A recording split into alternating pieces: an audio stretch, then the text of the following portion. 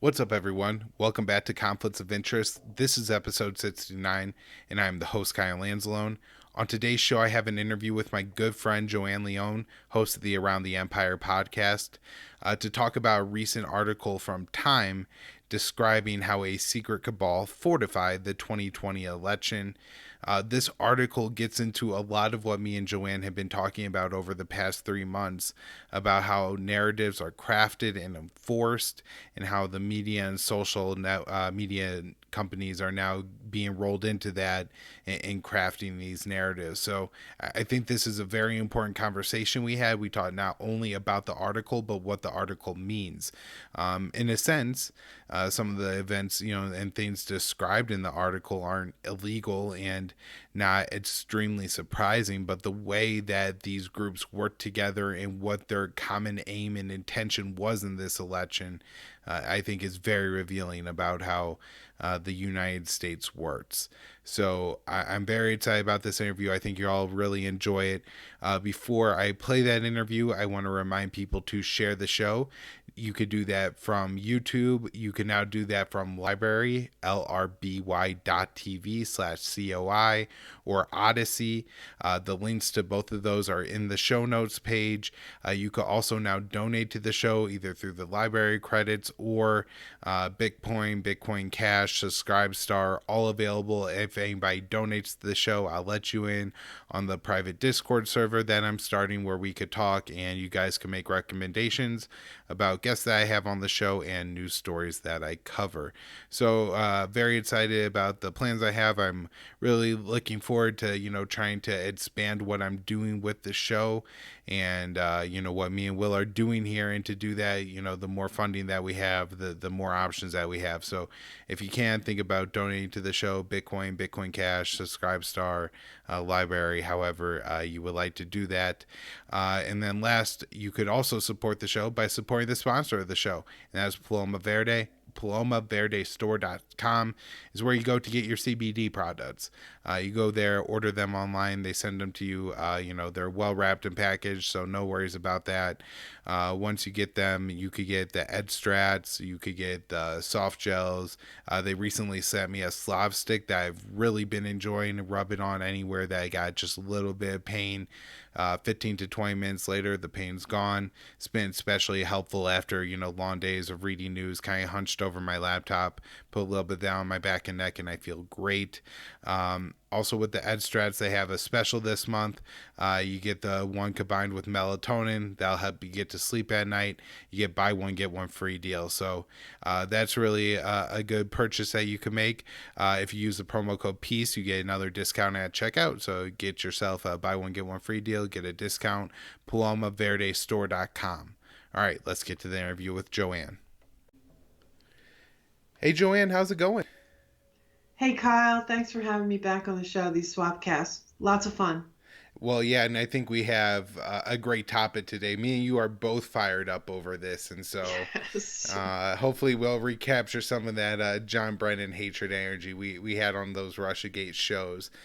We had this article here from Time Magazine that we're starting off with that is really incredible. I think if somebody is, the phrase "blue pill Joanne," or somebody who has a very mainstream establishment view of things, is gonna have to read this article 2 or 3 times to really understand what it's saying, because it's quite incredible.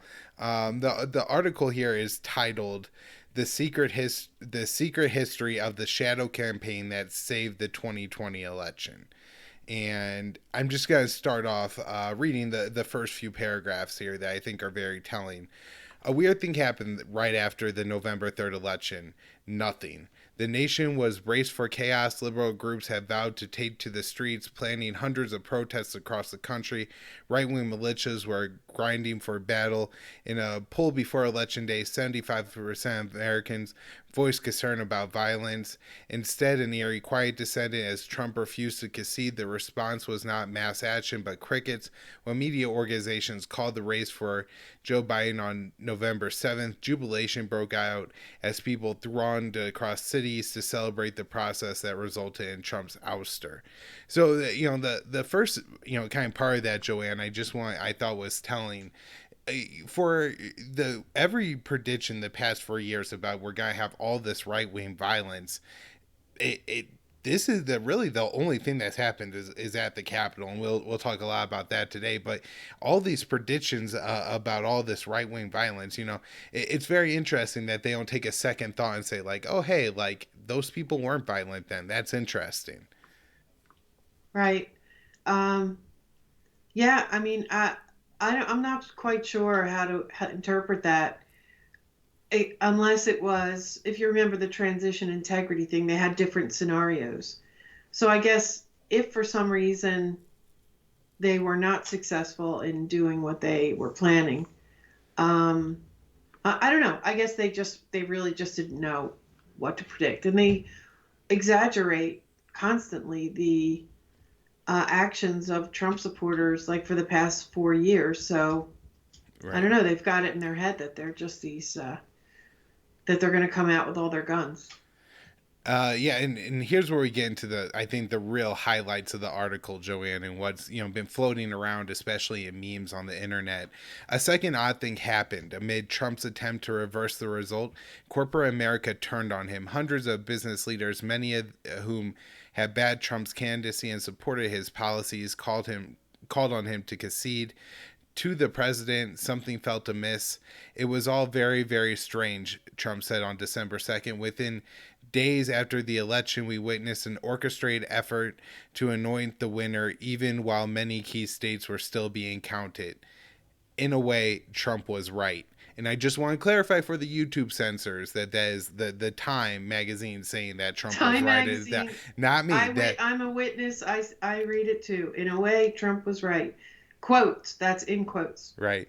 There was a conspiracy unfolding behind the scenes, one that both curtailed the protests and coordinated the resistance from CEOs. Both surprises were the result of an informal alliance between left wing activists and business titans. The pact was formalized in a terse, little notice joint statement of both the U.S. Chamber of Commerce and AFL CIO published on Election Day. Both sides would come to see it as an implicit bargain inspired by the summer's massive, sometimes destructive racial justice protests, in which the forces of labor came together with the forces of capital to keep the peace and oppose Trump's assault on democracy. The handshake between business and labor was just one component of a vast cross partisan campaign to protect the election, an extraordinary shadow effort directed not to winning the vote but ensuring that it would be free and fair, credible, and uncorrupted. For more than a year, a loosely organized coalition of operatives scrambled to shore up America's institutions as they came under simultaneous threat, attack from a remorseless pandemic and an autocratic inclined president. Though much of this activity took place on the left, there was a separate from the Biden campaign and cross ideological lines, with the crucial contributions by nonpartisan and conservative actors. The scenario the shadow campaigners were departed to stop Trump's victory. It was an election uh, that no result could be discerned at all, a failure of the central act of democratic self government that had been the hallmark of America since its founding. Their work touched every aspect of the election. They got states to change voting system and laws to help secure hundreds of millions in public and private funding. They fended off voter suppression lawsuits, recruited armies of poll workers, and got millions of people to vote by mail for the first time. They successfully pressured social media companies to take a harder line against disinformation and use data driven strategies to fight viral smears. They executed national public awareness campaigns that helped Americans understand how the vote would unfold over days or weeks, preventing Trump's conspiracy theories and false claims of victory from getting more traction. After Election Day, they mounted every pressure point to ensure that Trump could not overturn the results. The untold story of the election is thousands of people, both parties, who accomplished the triumph of American democracy at its very foundation, said Norm Eisen, a prominent lawyer and former Obama administration official who recruited Republicans and Democrats to the board of the Voter Protection Program. For Trump and his allies running their own campaign to spoil the election, the president spent months insisting that mail-in votes were a Democrat plot that would be rigged. His henchmen at the state level sought to bat their use. His lawyers brought dozens of superless lawsuits to make it more difficult to vote, and insurrection of the GOP legacy suppressive tactics before the election. Trump plotted to block the legitimate vote count, and he spent months following the November 3rd election trying to steal the election he lost with lawsuits and conspiracy theories, pressured on state and local officials, and finally surmounting his army of supporters in a January 6th rally that ended in violence at the Capitol. The democracy campaigners watched with alarm. Every week we felt we were in a struggle to pull off the election without the country going through a real dangerous moment unraveling, says former GOP Representative Zach Wamp, a Trump supporter who helped coordinate a bipartisan election protection council. We can look back and say this thing went pretty well, but not that case was not all clear in September and October that was going to be the case. This is the inside story of the conspiracy to save the 2020 election. Based on access to the group's inner workings, never before seen documents, and interviews with dozens of those involved across the political spectrum, is the story of an unprecedented, creative, and determined campaign whose success also reveals how close the nation came to disaster. Every attempt to interfere with the proper outcome of the election was defeated, says Ian Basson, co-founder of Protect Democracy, a non-Protestant rule of law advocacy group. But it's massively important for the country to understand that it didn't happen accidentally. The system didn't work magically. Democracy is not executing. Executing. That's why participants went into the secret history of the 2020 election to be told. Even though it sounds like a paranoid fever dream, a well-funded cabal of powerful people ranging across industries and ideologies working together behind the scenes to influence perceptions, change rules and laws, steer media coverage, and control the flow of information. They were not rigging the election, they were fortifying it.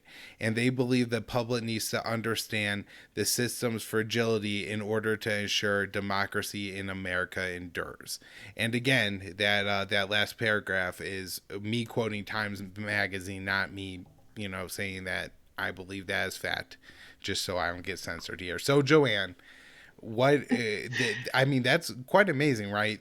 They are saying that, for a lot of people who felt like the election was rigged, and there were people who said secret ballots and stuff like that. That's not necessarily what they were talking about here, but there were a lot of people who felt like there was a coordinated effort by the media, social media companies, the way rules and laws were changed, that changed the way the election would have gone had the vote occurred as it did in 2016 by the same rules, laws, and kind of media wavering. And here they are saying that is true, and it's flabbergasting how they put down and attack the people who believe that there was something wrong with this election, and then outright say that yes, there was a secret cabal that was trying to meddle here to influence how the election went.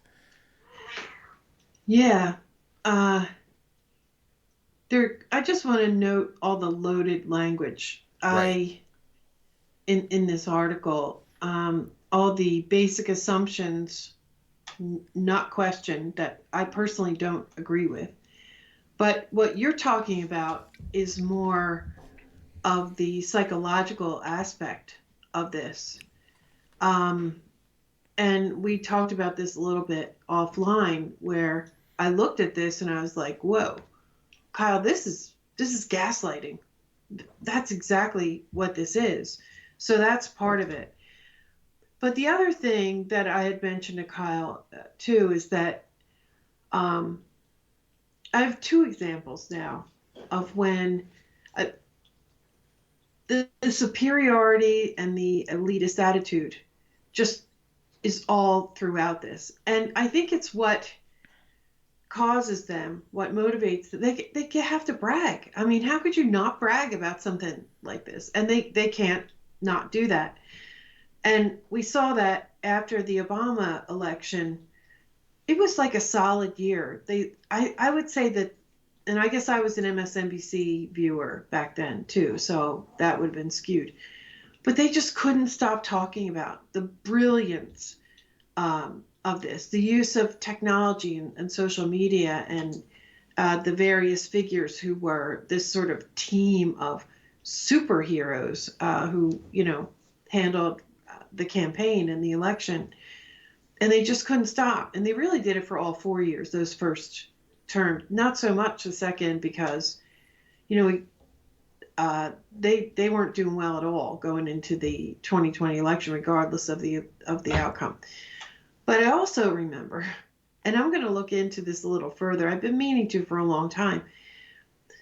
In the 90s, um, Yeltsin was our guy, right? This is the Harvard Boys Do Russia is the name of one of the articles. When some people still kind of told a little more truth than they do now, but they also could not resist bragging, and they did I think there was a book and a movie about, I should have the name, but I don't. It's something Spinning Boris, I think it's what it's called. And basically they admit to the fact that they just hijacked the whole election. This was a man who had, I think, first of all, Boris Yeltsin was an extreme alcoholic, non-functioning alcoholic, extremely corrupt. But lots of people used his position of power to enrich themselves, including his family and people in the Western world. But his approval rating was something, I don't know, single digits. The country was in terrible crisis. Bread lines, the death rate was spiraling. It was awful. Yeah, for my libertarian friends, a shocking fact is that after the collapse of communism in the USSR, living standards got worse in Russia, right? So you imagine after 50 years of communism, how could the economy get any worse? And it did. It did, actually. I don't know if you could call that straight up communism. I don't even know what their system was, authoritarian socialism or whatever. But anyway, yeah, State yeah, but I control the mean, economy, central planning. Right. Yeah, I would agree with that. Yeah, so, um, but they took over, the media. They propped the guy up and rigged where they could, and they employed, Hollywood, this kind of thing, and they probably stole that election, or they manipulated it so much that they got him back in office, and they Right. continue to prop him up for, another however many years it was until Putin came in 2000, I think it was. Yeah, I think it But was around New Year's Day. but instead of keeping that secret among themselves, particularly now it's even more comical now. When I say comical, In a almost very dark everything I way. laugh at is a gallows humor. Yeah, yeah. Yeah. So, but they had to brag about it. They had to make movies about it. And that's, I think, part of what we're seeing here. But also, they're desperate to frame it, because I guess you can't keep something this big secret for that long, right? But the framing was really important all throughout the I article. disagree. I think they could have, because this subject is so toxic that I would not, if this had come out from another outlet, I don't know if I would have talked about it on the show, just because I felt it was something that I think could get the show taken off of YouTube and stuff. I feel like, time running the article has to give me cover on that, kind of angle. But if this was like, say, something that like Fox News published, I mean, I would look at it, critically and everything. But if I felt like it checked out, like, this is them bragging. This isn't an expose in any way. As you say, the language is very, slighted against Trump Trump whenever, it comes to something he's doing. Him and his minions are scheming, where anybody else, it would be, well, this was their plan. They call his, people henchmen. Tell me who you're talking about. Are you talking about really Giuliani, Lynn Wood? Who are you talking about here? You use names. Come on, you're not a child. But that's the kind of thing in this article. The other thing I thought was so telling, Joanne, is that they portrayed this as it was defending democracy. But do you think there is any way this article would have been written if Trump had gotten more votes on election day and had won the election? No.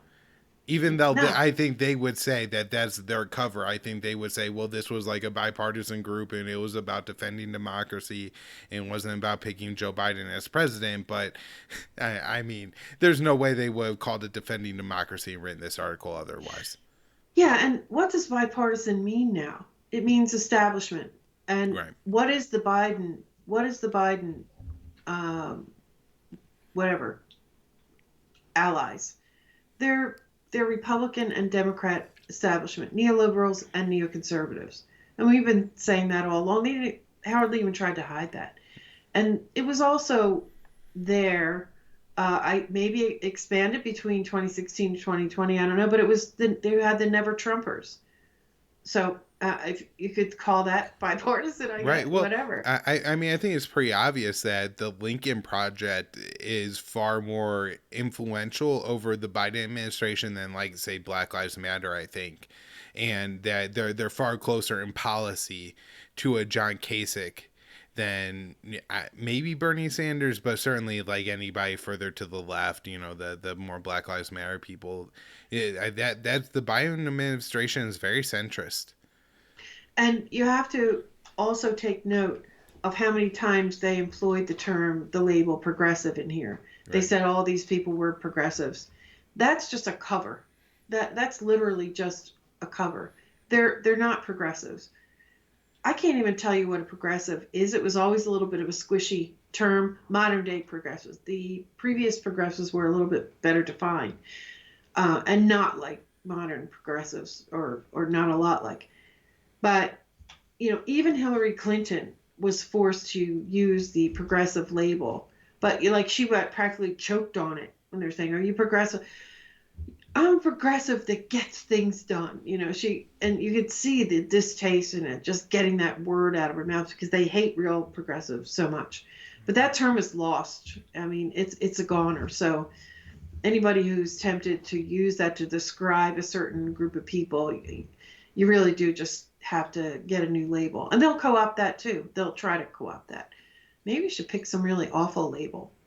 I don't know.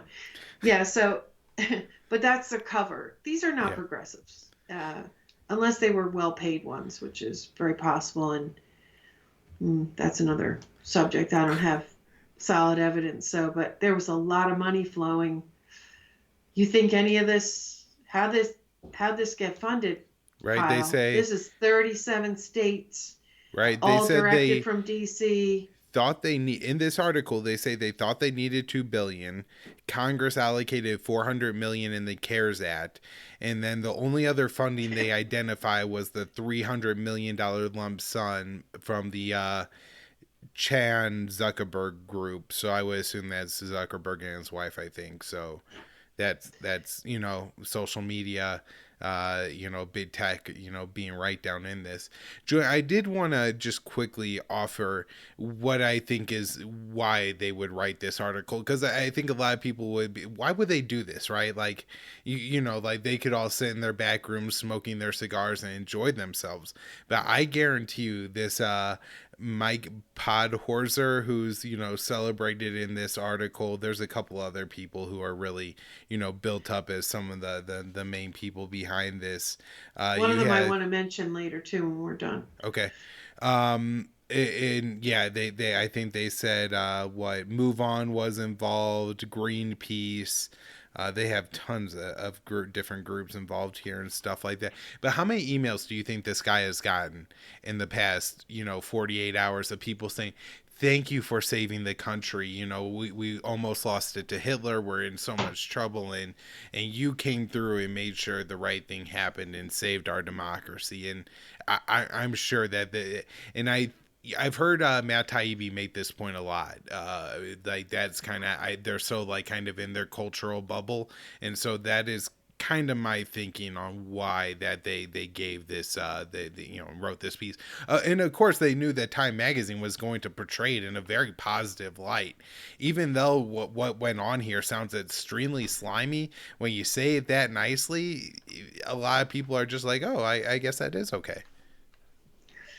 I don't know. That was one of the things I questioned, that despite their jumping through hoops to frame this a particular way, I mean, don't they realize how some people are going to see this?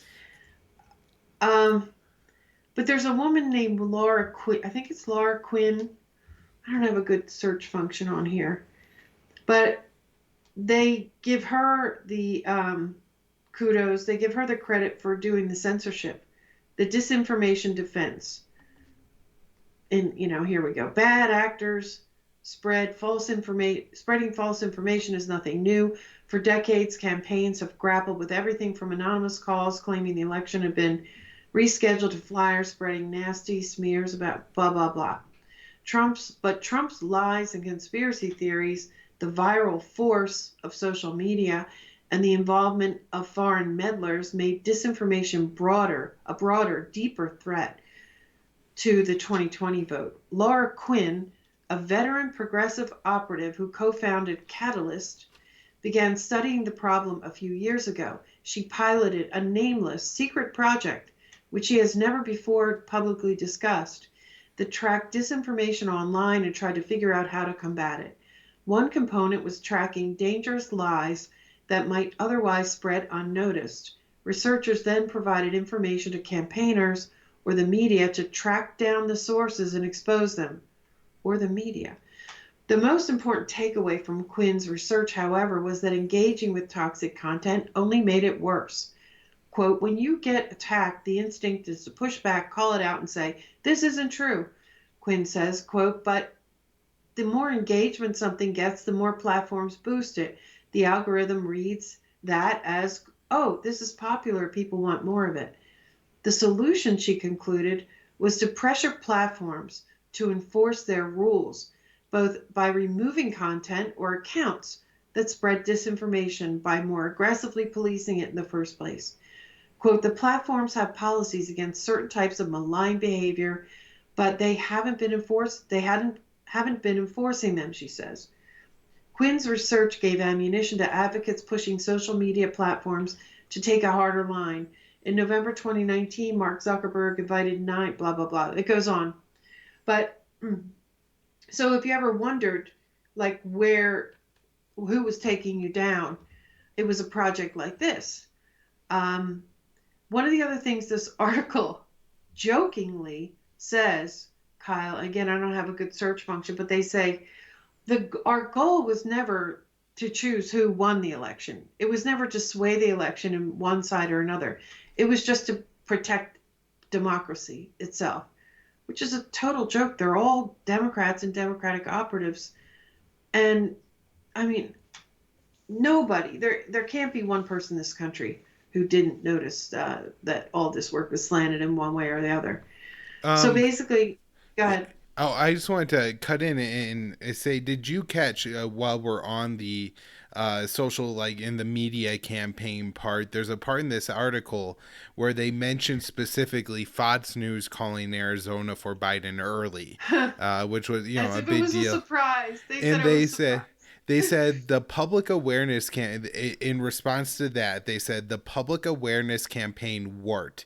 TV anchors were urging their audiences to be careful, blah blah blah.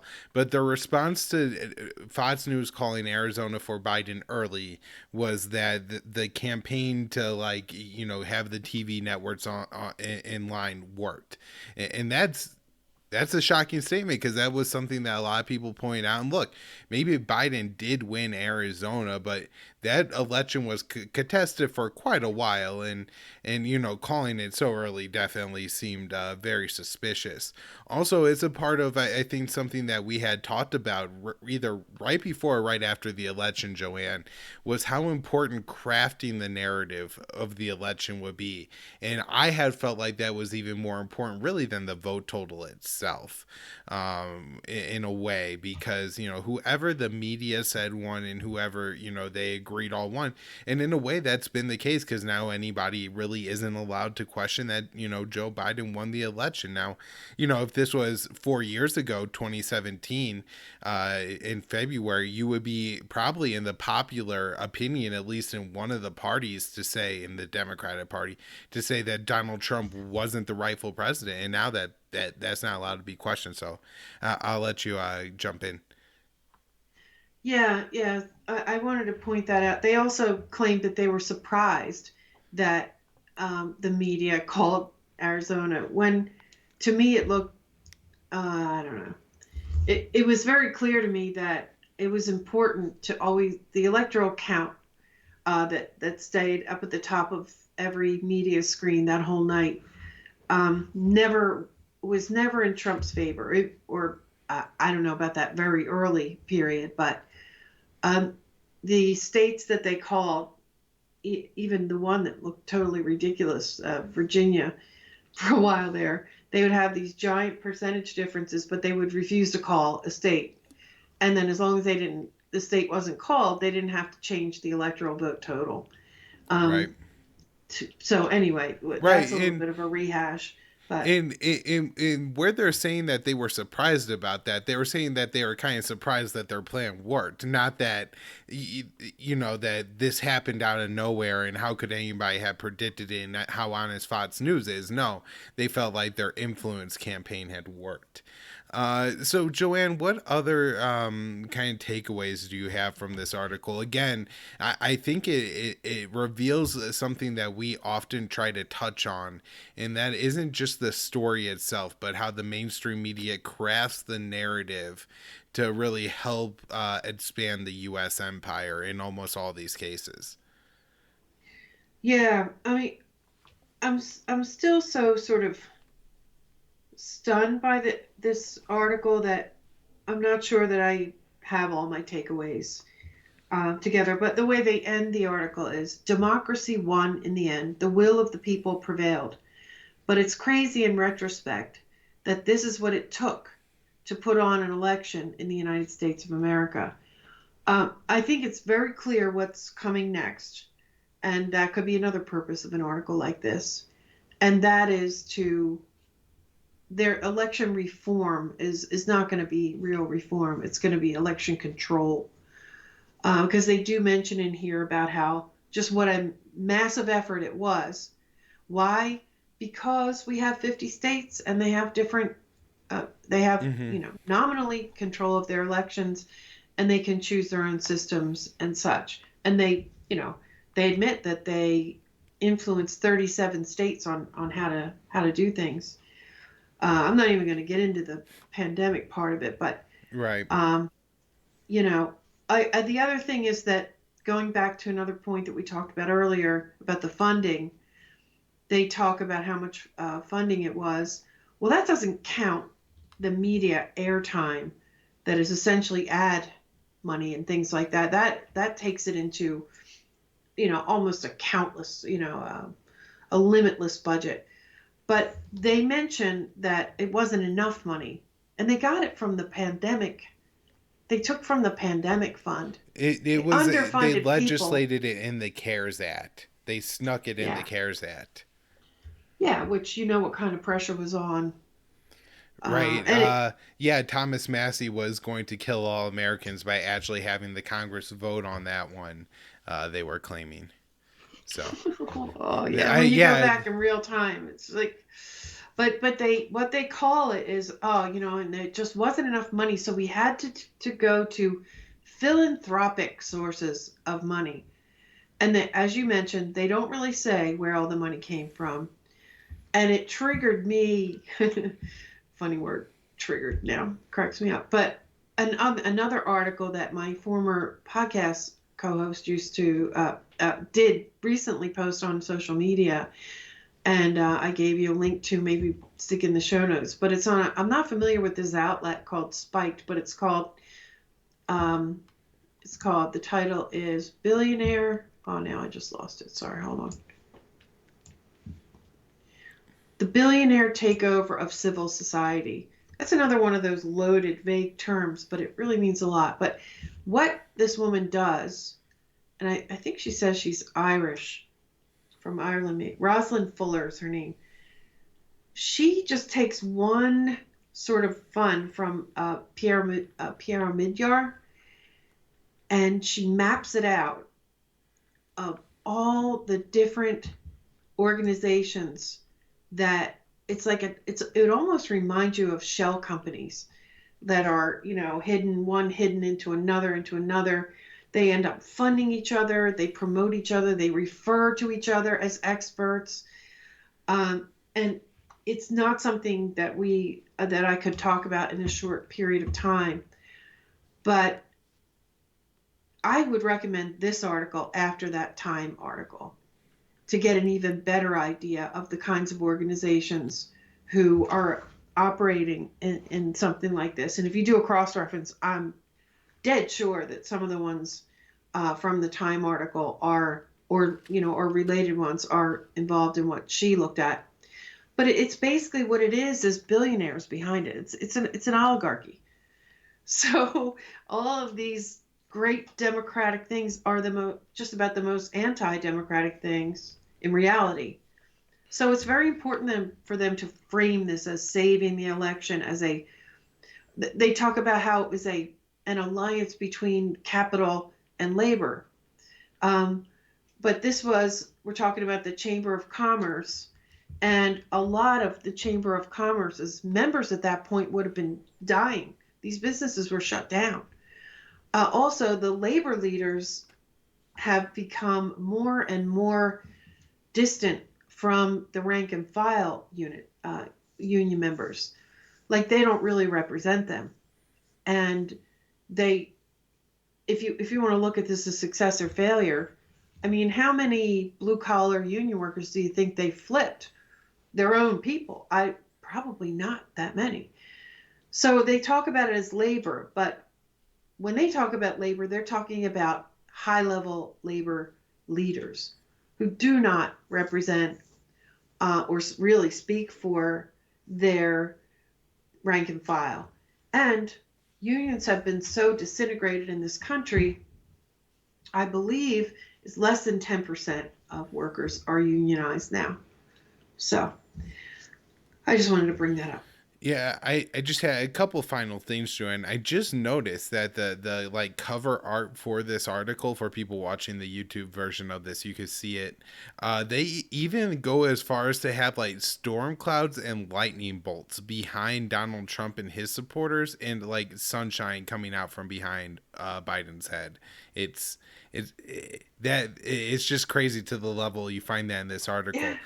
There's one more thing I want to point out, which was they say that with the George Floyd protests, they created election defenses, and what these election defenders where they said they were trained in de-escalation tactics, and that they would go and stand around the polls during election day and early voting periods to keep the peace, and it turned voting into a party.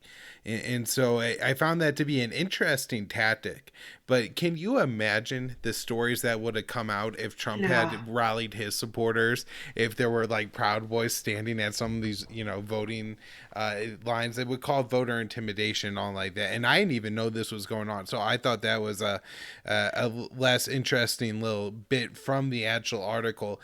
There was just one overall takeaway I want to mention, Joanne, and that is how obvious it is that what they did right here is the exaggerated claim of what they said Russia did with Trump in 2016, and they claim that was stealing the election. And so now they openly admit to doing the exact same thing. But if anybody says the election was stolen, they're an idiot who needs to be censored from the planet. And as we will get into in these coming videos, labeled a domestic terrorist and be treated violently by the U.S. government. So that was some of my takeaways here. A couple other quick things. After the 2016 election, the so-called left and a lot of my friends, they were obsessed with the Trump's populist support. And tactics. They were just trying to analyze every little thing, and they were totally freaking out about memes. And they did their best to shut down memes.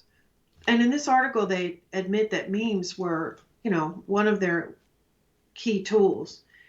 But going along the lines of what you just said about how what they did here and admitted to is exactly what they accused Russia of doing. One of the operations that they mentioned, and I forget the person's name, but he's considered to be a guru of election data and apps and tech and all that stuff. The types of things they described look like to me exactly what they accused Cambridge Analytica of doing. And if you watch the documentary on Cambridge Analytica, they painted that whole thing as a really demon type thing. The whole mood of it was ridiculous. But what they're admitting to here sounds a whole lot like a Cambridge Analytica type thing. So it is. It just blows your mind. As I say sometimes, hypocrisy. That word is not sufficient. We need a superlative. We need a much stronger word for hypocrisy and double standards and that kind of thing, because what's employed here, it's just, I would call it like almost psychopathic hypocrisy. It's so crazy. No, it's very shocking that you could be on both these sides of these issues. Anything else on this article, Joanne? And I mean, maybe we'll talk again in a little bit, and we'll have to bring this back up and continue to reflect on it as we go, because there's just so much in here where it's so obvious that I don't know how this isn't taunting the right a little bit. You know what I mean? To have this so openly published. And man, I hope Donald Trump, his defense team just reads this over and over again at the impeachment. That's what I would do. But are you ready to get into these two video clips that we have lined up? Yeah, sure. All right, just to preview them real quick, we're going to run them back to back. The first one is Nicole Wallace at MSNBC, and then the second one is Joe Scarborough.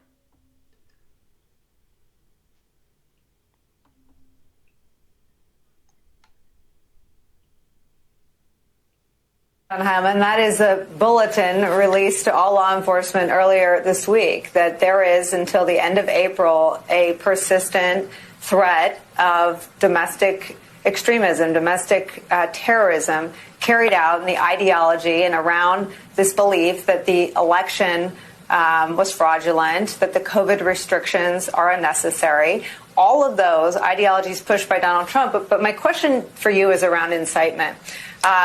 We had a policy, and it was very controversial. It was carried out under the Bush years and under the Obama years, of attacking terrorism at its root, of going after and killing, and in the case of Amr al-Awlaki, an American, a Yemeni American, with a drone strike for the crime of inciting violence, inciting terrorism.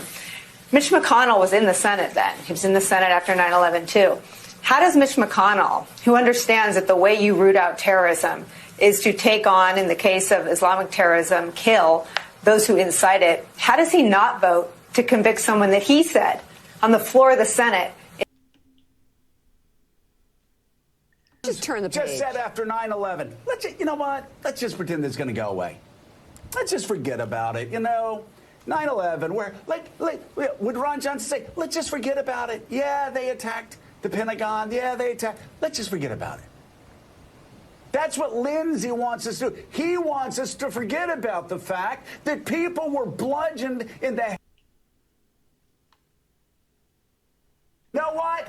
I said we needed to call them Islamic terrorists. You know why? Because they were Islamic terrorists. You know what these people are? These are Trump terrorists. Call them by their name. Reverend Al, can I get a witness? You'd certainly have a witness, I think. So I did, skip the beginning and the end of this Scarborough video just because he's yelling the whole time and he's all worked up the whole time.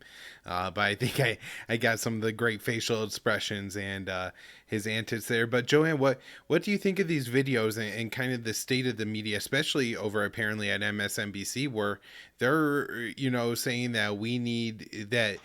Apparently, they actually do believe that the what happened in the SITs was 9/11, and we need to respond in the same way we would respond to, if it was Osama bin Laden, Trump bin Laden. Yeah, and around the same time, I don't have the article in front of me, but is it a former counterterrorism chief at the CIA said that some of the tactics against the insurgencies in Iraq and Afghanistan should be employed here at home. Right, and And John here Brennan also mentioned, the FBI was going after with laser light focus the Trumpers, the racists, and the libertarians. So, and Joe Biden apparently said, I didn't see this myself, but I heard about it. But after the two FBI were killed in Florida, apparently he made a comment that said, well, some of the FBI, most of the FBI are good. But I don't know if it it was a was weird. Biden or his press secretary or something, but they did kind of hint at there were bad people in the FBI, and so the American religion of you had to worship the military and law enforcement, and that triggered some people definitely. Well, it wasn't so much what they said, it was the timing of when they Right. said it, almost implying that maybe these two deserved to be. I don't know. It was just strange timing for that. I mean, Trump used to say it all the time because there clearly was some kind of an internal pull there in the FBI, and presumably they have the opposite enemies. But yeah, so just we used to. I mean, lots of people have suggested that war tactics always end up coming home, and we've seen it before. And some people have just constantly worried about drone strikes on individuals just based on like a cell phone number and someone's targeting through no due process is an extremely scary thing. But ever since the Al-Awlaki thing, like that hasn't really been a big topic. But and I don't know if any of us, I should just speak for myself, but that was just a step. I didn't think they'd ever be able to do that, actually drone people on American soil. But now they're not just talking about like going after a serial killer or something. They're talking about targeting a group of people. Mm-hmm. And it's just pretty shocking. And if they're printing something in the media with that guy recommending it, and you have, John Brennan making these statements too, although he's supposedly not part of government anymore. But it seems and just there's constant talk about domestic terrorism. There was an entire press conference 2 days ago. Jen Psaki, whatever her name is, and it was just about how determined Biden is to implement some new domestic terrorist laws. And someone in one of the media figures asked her, well, what is your definition of domestic terrorism? Because we had this vague definition of terrorism ever since the war on terror started, and she dodged the question. So the definition of a domestic terrorist is going to be squishy. Very, very. That's the concern, right? Is that I don't think in the first round of terrorists, Joanne, me and you will, that are. I don't think we're going to be lumped into there. I think they're going to be looking at maybe like environmental people on the left or something like that, but particularly maybe like 3%ers and right wing militia types. However, once the Biden administration is ready to go to war, what they call the greatest threat of terror, Iran, and the greatest state sponsor of terror, and me and you are saying Iran's not trying to make a nuclear bomb. They're not a state sponsor of terror. Or if it's Assad or whoever, I that's where I worry about the label starting to get extended more and more. And I hope the American government is smart enough not to carry out a drone strike on American soil. I imagine that would be, I don't know, Stanley McChrystal's and Sergeant Math, you kill one, you end up with 20. That's you kill one, you end up with 4 million. I'm not even, like, a drone strike on American soil, I think would be too much for the militia types in the US, and that would be a clear breaching of the line. However, I think people ending up on no-fly list or different surveillance lists is definitely a possibility. The sneak and peek raids, going on. The general. Well, can I just mention, go ahead. interject? Digital currency. Mm-hmm. I believe it was somebody from the Davos group talking about how a digital currency tied into a lot of other things can be used as you can sanction individuals, cut off their money. Yeah. Oh, using like a Fed-based digital currency to cut people off. There was a Twitter person, a famous Russiagator that we both don't like, and Miss Marcy was suggesting that maybe these people should be unbanked. She said, "I'm not saying this." But then she suggested it twice, so obviously that's what she's saying. Those kind of things are possibilities, and just the government has a lot of power with like the 2012 NDAA for indefinite detention, and with a loose enough definition, domestic terrorist. I mean, this could turn into a very very police-like state very quickly here. And you have someone like Joe Scarborough, to me, exhibiting extremist behavior himself, Right. and just screaming, "They're terrorists! They're terrorists!" I was actually watching C-SPAN that day. I think I was talking with you and some other people at the time. The footage from right up on the steps there was not available, but the people on the lawn, not too far away, were there. They were mostly just regular people and pretty peaceful. There were some families. So it really looks silly. And I always wish I captured a clip from CNN that day, because they had this footage coming in of the people on the lawn area. And this is where actually some of my some independent media people who we talked to were there and had footage of like the same thing that I saw on the live feed.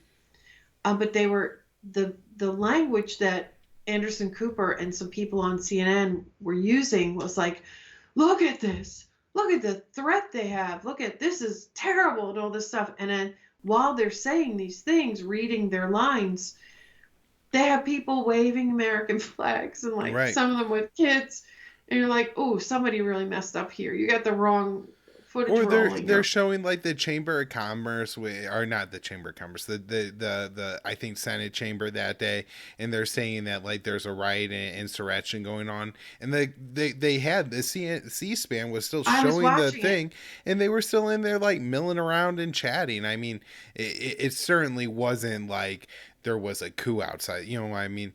So that was was one of the first things I told you that day.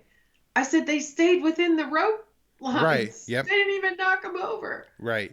I mean, even a couple of years ago when they were like cheering on in Hong Kong, them like vandalizing the building and stuff, they ripped up the protesters there, ripped up the paintings and stuff. They didn't do any of that. And there you see footage of when they're like in the Senate chambers. There's like certain protesters that are rioters or whatever the hell you want to call them. They're like telling other people like, "Hey, don't mess with this. This is sacred." Whatever. Not that I'm a big fan of that kind of stuff anyways, but these aren't necessarily riotous behaviors. Can we get into this Brian Sitnett story real quick? Yeah. Okay. Scarborough did mention that it was a deadly and I think he mentions that they beat a police officer to death a couple times in there. He did, yeah. And now, if people will remember on my show, after this whole Capitol insurrection thing happened, I said that I was skeptical about this police officer's death. Not that he didn't die or anything, but that the story had changed several times during the first day, from that he was beat to death with the fire extinguisher to it switched over, I think, then to he was in a coma, to he had a medical emergency, and then he was in an altercation with protesters and died. People are pushing this narrative that it was a fireman that threw a fire extinguisher and that he beat him to death. That turned out not to be true, which is interesting that, I'm sure that guy ended up with like plenty of death threats out of all of this. And I don't want to make him out to be too much of a victim or anything. But at the same time, it wasn't true that he killed a police officer, and that's, what people on Twitter were saying and what was suggested. He's been charged with 3 accounts of assault because he did throw an empty fire extinguisher, which, if anybody's carried an empty one, it's a hell of a lot lighter than a full one. And I guess it hit 3 police officers, so that's He quite tossed a it throw. underhanded too. I Oh, mean, okay. don't but there is some footage of that. Right. Um, I'm not trying to downplay it too much, but at the no, same time, he no, was yeah. charged with three counts of assault, but he clearly didn't murder anybody. And so then they still, for weeks, everybody has been saying they beat somebody to death with either an American flag or a fire extinguisher, and that's how terrible this thing is. Now we had this article from CNN detailing how the feds are having trouble building a murder case of Brian Sitnick because authorities, this is from CNN, authorities have reviewed the photographs that show Brian Sitnick engaged with rioters amid the siege, but yet to identify a moment in which he suffered his fatal injuries. Soon after Sitnick died on January 7th, prosecutors opened a federal murder investigation, detaining the team inside the U.S. Attorney's Office to the case. There's not a whole lot of information yet. I just looked. We're recording this on Saturday the 6th. The autopsy report has not been released, but a source from the police department talking to CNN. So again, I don't think CNN is reporting rumors that are downplaying the Capitol thing. I They're doubt saying it. that they don't think it was a physical injury. They don't have any results from the autopsy showing traumatic injury. And so now they're looking at things like maybe he was maced or hit with pepper spray. But we've seen from those videos, Joanne, looks like the police are using the pepper spray pretty liberally. I know the protesters were as well, but this is pretty notable that maybe Brian Sitnick wasn't killed by the protesters. And he went back to the precinct under his own power, right? And it wasn't until after he went back that he needed medical attention, which, that doesn't say, that's not definitive, but I think it's just a very relevant fact. Yeah, one of the things I wanted to mention on that was they say maybe he was hit with bear mace and that could have been what killed him, which I could imagine that's the kind of thing that could, especially if he had some kind of lung issue, kill him. And, that's certainly deserving of some kind of probably murder charge if somebody, sprayed bear mace in his face. But at the same time, I think if he was hit with bear mace, he probably would have got medical attention at some point. I would think he'd be doubled over. I would think he Right. would have needed help Now, getting back. right. If he was pepper sprayed by somebody, whether it was, a protester, rioter, insurrectionist, whatever the hell you want to call him, or if he got that from the own police, that's also notable. But I think they're going to have a hard time charging that as a homicide anyways, just because if you mace somebody, I don't think you're intending to kill them. Also, there's been a few people that have been maced by police during the BLM protest, and they never charged those cops with murder. And so I think the cops would see it as a dangerous precedent to start, charging people with murder or attempted murder for inappropriate macings, because the cops are I think the most frequent violators of that. Yeah, and there are the infamous incidents from Occupy Wall Street, which I was pretty close to at the time. The one from Berkeley where the cop just goes up and down. The students are just sitting there, Right. Like interlocked arms or something, and he just goes around shooting just spraying it in their faces. And of course that went sort of viral. Right. but also the one of the young women in New York City who got hit with pepper spray by those cops. I did witness some of those, not that incident, but I did witness the New York NYPD cops during Occupy Wall Street, and yeah. And there were So definitely times with like Black Lives Matter protests where cops were just driving down like a street and held like a canister out the window and, you know, sprayed everybody there. Are those all attempted murder charges? I mean, like, we talk about that, but I don't think they're going that route with the pepper spray if that was what killed him. yeah, but that none of that stops Joe Scarborough from screaming that they a beat him cop to was death. beaten to death, and that means that I know firsthand that some people, they believe there are certain points that they focus on and say over and over and over again, and we watch this all through Russiagate, that are flat out false. But they are part of the accepted narrative, Mm-hmm. and they live on, and they're going to become part of the history books if we ever do have history books going forward. I So don't know. Let's hope maybe me and you get to write those, Joanne, or something like that. Because, you know, here you have them taking a really extreme interpretation of what happened on the sits. Again, especially if Brian Sitton didn't die. Also, you know, to go back and try to like have the conversations that have occurred in the U.S. over the past month, with the knowledge that that if he didn't die, then the deaths on the sits were Ashley Babbitt, who was shot in the neck by a police officer. There was a heart attack, a guy who shot himself in the groin and killed himself, and then somebody apparently trampled to death. And none of those things are indications of a ruthless, violent, insurrectionist coup plot to take over the country. And so this death, I think, was extremely critical to that narrative. And so if that's not there, because if you questioned what happened on the sits in the past month, they invoke a police officer was beaten to death. How can you have that interpretation? by Trump terrorists. By Trump's terrorists, right? And so I think they're may have trouble with that narrative. That's not the case. So, and again, I'm not trying to like suggest any kind of conspiracy here. Like, I don't know. I know people get carried away with this or anything. I'm just saying that the narrative that they initially brought up and what they've been using to push the terrorist label and suggest a domestic war on terror and drone strikes and these new laws is not correct. And they're not bothering really to correct it or change it. So, It sounds like an agenda. Joanne, do you want me to ask you about these smart cities real quick? I don't know if we're going to have enough time to go into it much, but I definitely want to bring it up. Yeah, why don't you tell my audience? I've never talked about a smart city on the show, so talk about what a smart city is, and then I have this article here from AP on February 3rd. Nevada bill would allow tech companies to create governments. Yeah, smart cities. The person who's done the best work on that is Whitney Webb.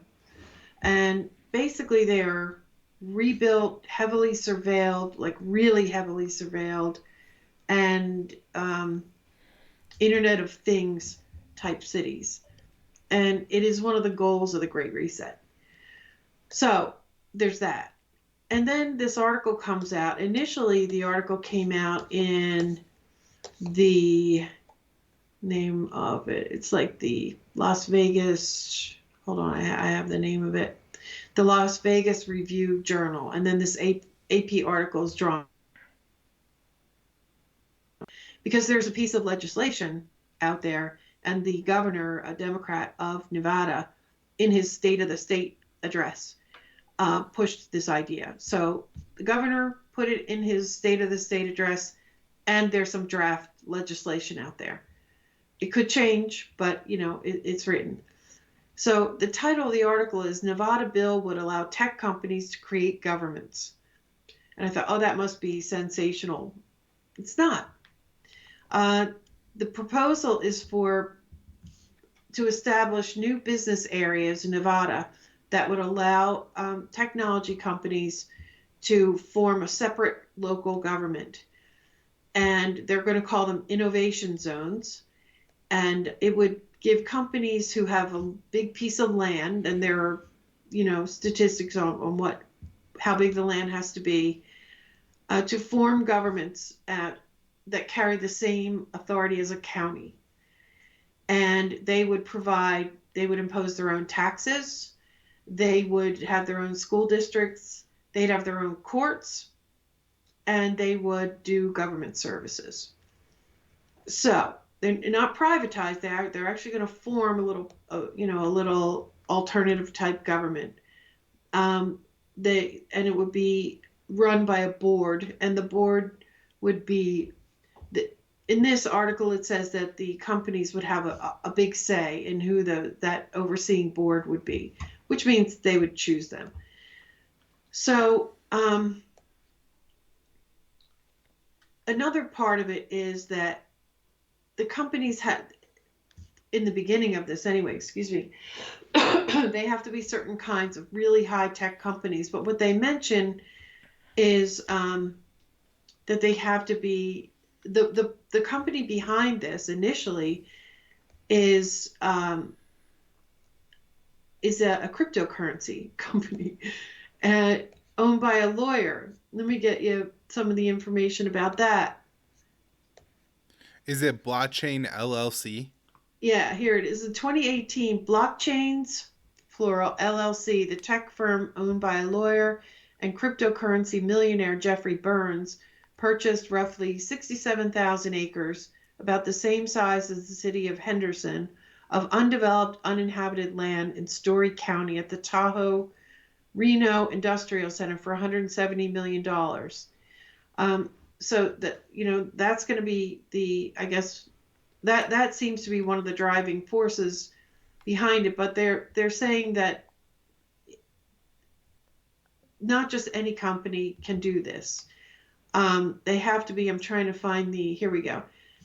So the governor's Office of Economic Development would oversee the application. So if you buy the land and you get approved by this governor's executive office application board, that approves the application, right now it would be limited to companies working in specific business areas, including blockchain, autonomous technology, so AI, the Internet of Things, robotics, artificial intelligence, wireless, biometrics, and renewable resource technology. So you have to be in that business to be able to do this.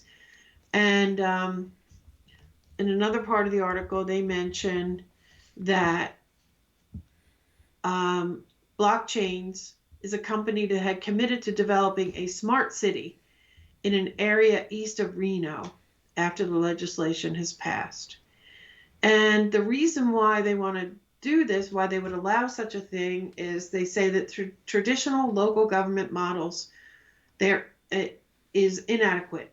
The model is inadequate alone to provide the resources to make Nevada a leader in attracting and retaining businesses and fostering economic development in emerging technologies and industries. So, instead of doing things like they've done with economic zones and whatever they've called them, where they usually end up with some money from the government, they're just gonna, it's kind of more like, it would remind me of the Indian tribal areas that have some autonomy. And so there's been some pushback, but this guy who owns Blockchains has been doing a lot of political donations on both sides of the aisle for a number of years. There are some others, particularly in the adjacent county that this land is actually part of. It would become adjacent. They're not happy about it because, of course, anyway, right. It's going to draw, I would think, maybe businesses into it. I don't really know. I don't know what to make of it, but it also kind of looks like maybe implementing smart cities would be difficult to do with local governments, and you're going to have to displace people. And so they're just taking an supposedly uninhabited area, and they're just going to create this thing completely outside. I think it's shocking. You can buy a little state or a little county for yourself, if you have enough money and enough influence in this government. Where's that going to go? You know, I guess in a way, Joanne, that doesn't sound like the worst thing in the world to me. That like Yeah, if I a bunch figured of you people guys would. want to like start a little community, but let me tell you why I don't like this plan at all. Is because you have to go to the government and you gotta like get your approval for land, and so that means that it's only going to be people who spend all their time sucking up to politicians, making all these corrupt donations. They're able to get there. And then my other issue is that, especially in Nevada, a huge amount of the land is state owned and national owned. And so it's not like they're going to let a bunch of, regular people who maybe want to live in like their own community with, their own maybe little law set or something. Maybe they want more freedom. Maybe they want less, maybe they want to be like super strict religious conservative types, or maybe they want to be ultra liberals and, want to be able to walk around topless all day or something like that in their little county. That's not what's going to come out of this. It's going to be, I think, like kind of technocratic little states and little fiefdoms where people who are well connected to the state are able to carve out their little territory where they're probably able to better exploit the people who live there. Nevada, especially being that it's Nevada. Um, I don't know. To me, is it going to end up being the ultimate gated community for, know, again, for the billionaires? Like Bill Gates is trying to do something similar in Phoenix, next to Phoenix. I don't have that article in front of me, but I know here it is. A firm, I got it. This is CNBC. A firm tied to Bill Gates invested $80 million in an Arizona smart city. Belmont, near Phoenix, is slated to be designed around technology. Cascade Investment reportedly bought an $80 million stake in the development. The Arizona Republic discovered the connection to Microsoft co-founder Bill Gates through property records. A firm tied to Bill Gates involved $80 million investment in smart city in Arizona, according to property records. Yet to be developed community on the west side of Phoenix would have a freeway running to Reno, Nevada, and would be developed around solar power, electric distribution systems, autonomous auto testing, broadband, and data centers. I don't know. I can't. There's a lot of drug and gun running and trafficking of every imaginable thing in that area too. I can't help but thinking some of the other things it might be used for, and they don't mention the banks, but Right. All right, Joanne. Well, we'll have to keep an eye on the smart city stuff, and maybe we can have a deeper discussion about it, because I'm sure there's some like fundamental principle kind of things that me and you could get into that we have differences on that would be pretty interesting. But again, this looks like kind of the something to come out of a very corrupt state, not something that is a peace loving, freedom loving people like kind of doing their own thing and being more free and peaceful because of it. well, I would say smart cities. The best way to describe them through a metaphor is that movie Minority Report. That's what it would remind you of. All right. Well, Joanne, thanks so much for sitting down and doing another one of these swapcasts. You're aroundtheempire.com, Around the Empire on YouTube. I'm Conflicts of Interest on YouTube, and then the Libertarian Institute is where you find all my work, libertarianinstitute.org. Please support both of mine and Joanne's shows financially if you can. I got Subscribestar up and running, verified, so now if you want to donate to Conflicts of Interest on Subscribestar, you can. Joanne, are you on Subscribestar yet? I'm not there yet, but I'm expanding to some other platforms for all things, for support and for content. For now, if somebody wanted to donate to you right now, where do they go? Either Patreon or PayPal. PayPal.me/Around the Empire Pod and Patreon.com/Around the Empire. All right, Joanne, thanks so much, and please really support our work. You know, we're gonna sit here and break down these narratives, and be sure to check out the links. I know, at least in my show notes page, I'm sure in Joanne's too. We're expanding to new platforms. Even though what we talked about in today's show came right from Time Magazine, I'm not gonna be surprised if we get a little note on the video about election integrity and all of that. So the censorship is coming, so make sure you're checking out the new and different platforms. Anything else, Joanne? That's it. Thanks so much, Kyle. I appreciate it. Thanks, Joanne.